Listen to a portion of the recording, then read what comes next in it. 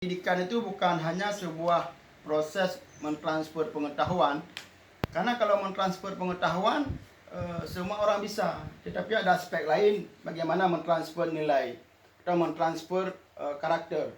Lebih-lebih kedua hal ini, pengetahuan dan karakter itu di zaman digital ini harus menjadi sinkron, sehingga mereka akan menggunakan digital dengan bijak dan tidak salah. Bapak Ibu yang berbahagia, semuanya yang saya hormati, bagaimana karakternya, religiusnya, nasionalismenya, kemandiriannya, gotong royongnya, integritasnya, itu harus dimiliki semua, maka dia akan sukses hidup. Kalau tidak, maka siswa-siswa kita, guru-guru kita, pendidik-pendidik kita akan sulit sekali hidup di zaman seperti ini. Baik siswa maupun oleh guru, itu bagaimana bisa berpikir kreatif, berpikir komunikatif dan kolaboratif. Nah, jadi kita harus bergerak cepat.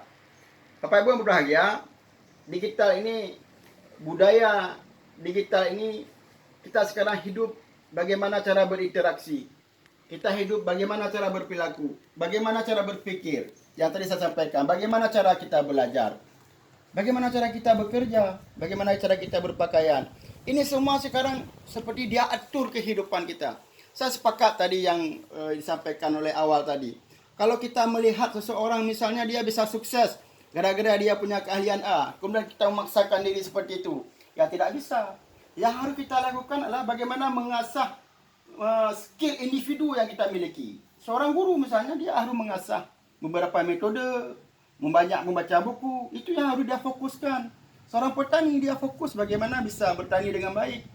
Seorang pedagang, dia harus fokus pada pedagang, bagaimana menjadi pedagang yang baik. Lebih-lebih di era pandemi ini, kita harus bertahan hidup dengan keadaan seperti ini, dengan keadaan ekonomi yang telah berguncang, kita harus bisa bertahan hidup. Jika tidak, kita akan kalah. Begitu juga dengan seorang pendidik, seorang guru. Maka kami sebagai dinas pendidikan juga terus mengupdate diri. Jika tidak, mereka akan meninggalkan kita. Contohnya seperti ini.